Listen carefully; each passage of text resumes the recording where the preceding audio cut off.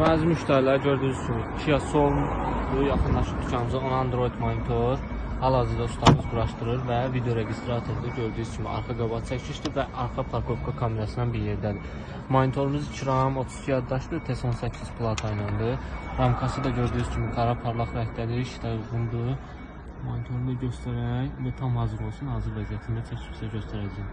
Ustamız tam işini qutardı. Gördüyünüz kimi monitorumuz tam ideal şəkildə quraşdırılıb. Monitor haqqında məlumat verim sizə.